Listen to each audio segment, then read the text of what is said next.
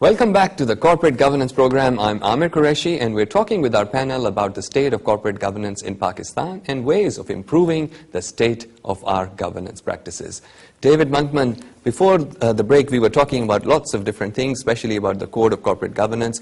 I'd like to ask you, what do you think are the benefits that companies, especially the smaller and medium-sized enterprises, can get from adopting good governance practices? What we see to be the large opportunity for smaller firms is to adopt more professional processes and transparency that makes benchmarking and performance measurement a more fruitful exercise. I think it's also important that we look to see the improvements in access to finance that becomes available when firms have a better pulse on the performance of the company. It also has a lot to do with the accountability and the controls that are in place for management to implement decisions that are made by owners.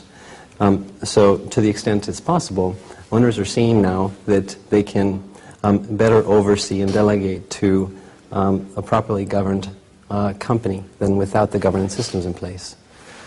I would say that the corporate governance is in some ways like investing in a brand. I think the reason why firms are reluctant to do investments in corporate governance is because they're unclear about the abstract benefits associated with investing in governance. But there are tangible benefits. Studies show that, cost of funding goes down.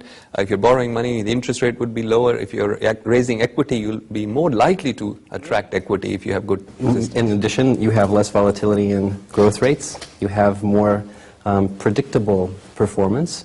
In part, it's because you know what your performance has been in the past and what it should be according to international competitors, perhaps, or domestic competitors.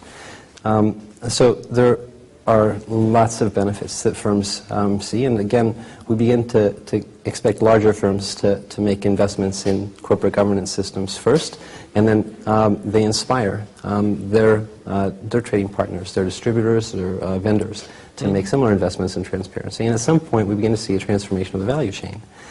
Again, this is requiring that companies adopt longer-term thinking processes, and I'm happy to see that.